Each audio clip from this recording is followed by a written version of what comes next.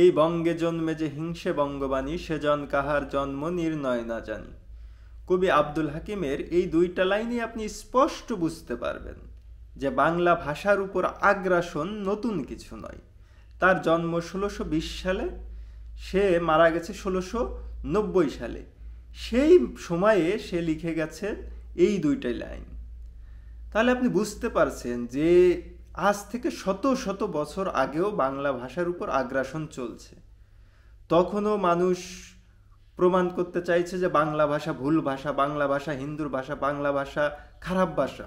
বাংলা ভাষাকে যত প্রকার ভুল প্রমাণ করা যায় তখন থেকেই ভুল প্রমাণ করার চেষ্টা করে আসছে। কিন্তু বাঙালি কোনো না কোনো আবেগ অনুভূতি থেকে তারা এই ভাষাটাকে ধরে রাখার চেষ্টা করছে, আঁকড়ে ধরার চেষ্টা করছে। তার সব থেকে বড় প্রমাণ হলো ১৯৫২ সালের ভাষা আন্দোলন। যে ভাষা আন্দোলন আমাদের বাঙালি জাতি সত্তাকে টিকিয়ে রাখার এবং বাঙালির যে বাঙালি ভাষার প্রতি প্রেম, ভালোবাসা, আবেগ, সেটাকে প্রকাশ করার সব থেকে বড় একটা প্ল্যাটফর্ম ছিল। এবং সেইখানে বাঙালি সেটা প্রমাণ করে দেখাইছে যে তার মাটি এবং মানুষ এবং ভাষাকে কতটা ভালোবাসে।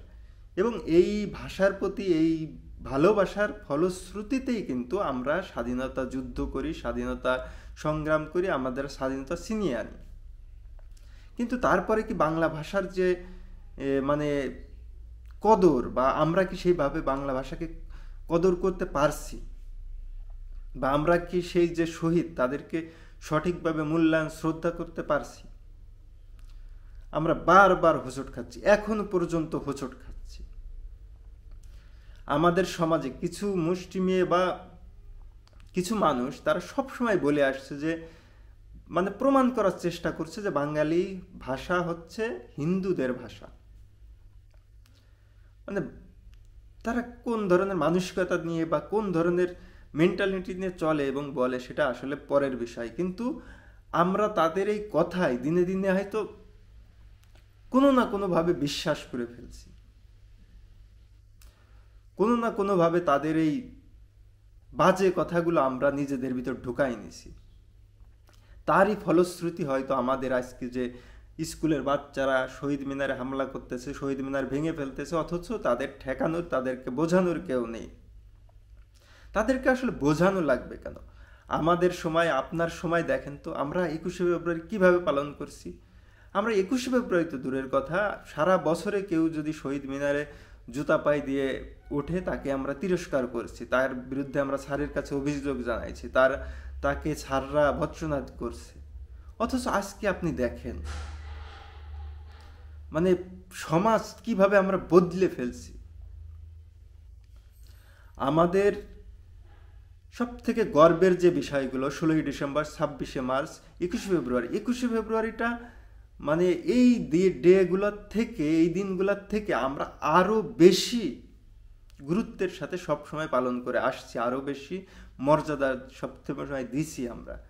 আপনি দেখেন যে বাংলাদেশের প্রতিটা স্কুলে ১৬ই ডিসেম্বর বিজয় দিবস উপলক্ষে কোনো অনুষ্ঠান আয়োজন না থাকলেও আমরা কিন্তু প্রতিটা স্কুলে দেখছি ২১শে ফেব্রুয়ারির বিশেষ আয়োজন থাকে। মানে প্রথম প্রহরেও না হলেও আমরা একদম ভোরবেলা যে প্রতিটা স্কুলের ছাত্রছাত্রী ফুল দিছে, মিলাদ মাহফিল হইছে, তারপরে আমরা প্রভাত ফেরিতে গেছি। এইভাবে কত আয়োজন, কত শ্রদ্ধা ভক্তি আমাদের ওইভাবে গড়েই তোলা হয়েছে যে ২১শে ফেব্রুয়ারির শ্রদ্ধা ভক্তি রাখার জন্য। স্কুল থেকে, পরিবার থেকে, সমাজ থেকে আমরা এই শিক্ষাটুকু পাইছি।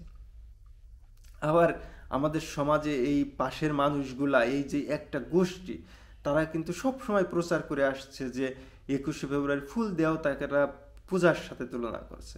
আসলে আপনি নিজের থেকে নিজে ভেবে দেখেন যে পূজা কি আর এই শ্রদ্ধা নিবেদন কি, এইটুকুর পার্থক্যকে আমরা অন্তত বুঝি না। আমরা যদি মানে এরকম পূজা হইতো তাহলে তো আসলে আমরা শুরু থেকেই কেউ যাইতাম না বা করতাম না।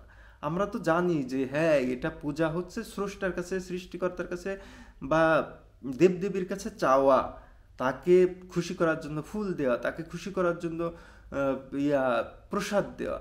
কিন্তু আমরা তো সে ফুল মানে প্রসাদ দিতে যাচ্ছি না, আমরা তো তাকে সন্তুষ্ট করতে চাই, আমরা জাস্ট তারপর শ্রদ্ধা নিবেদন করতে যাচ্ছি। এখন এইটাকে ভুল ব্যাখ্যা করতে করতে আমাদের সমাজকে বিষিয়ে তুলে এমন পর্যায়ে নিয়ে যাওয়া হয়েছে, মানে ধর্মের সাথে প্রতিদ্বন্দ্বিতায় ভাষাকে দাঁড় করানো হয়েছে, তারপরে মানে বিভিন্নভাবে এটাকে ভাষাকে কলুষিত করাচ্ছে। আপনি একটু ভেবে দেখেন ভাই, ভাষা এমন একটা জিনিস, এটা পরিবর্তনশীল। আর বাংলা ভাষা মানে বৈশ্বিক এমন কোনো আগ্রাসন নেই যে আগ্রাসনের শিকার হচ্ছে না। আগ্রাসনের শিকারে আমরা আমাদের মূল ভাষাকে এক প্রকার হারাই ফেলছি, এবং ডে বাই ডে, দিনের পর দিন এটা হারাই যাচ্ছে। আমরা নিজেরাও এখন ইংরেজি ব্যবহার ছাড়া কথা বলতে পারি না। আমাদের পূর্বপুরুষরা যে ভাষায় কথা বলছে আমরা সেই ভাষায় কথা বলতে পারি না। আমাদের পরবর্তী প্রজন্ম আমাদের ভাষায় কথা বলতে পারে না। এইভাবে হারাই যাচ্ছে। তারপরে 21শে ফেব্রুয়ারি বিশেষ দিন ছিল, আমরা এই ভাষাটাকে স্মরণ করতাম, শ্রদ্ধার সাথে স্মরণ করতাম। আমরা একটু ভাবতাম যে কিভাবে ভাষাটাকে রক্ষা করা যায়, টিকিয়ে রাখা যায়।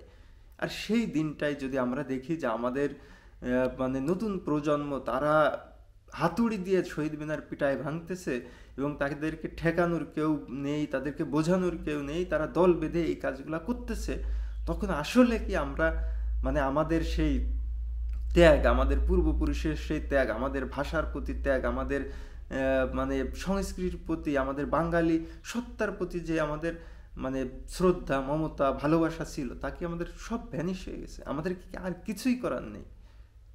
একবার ভেবে দেখুন তো আমরা কোথায় চলে যাচ্ছি, আমাদের কোথায়, আমাদের কি পরিণতিটা হচ্ছে?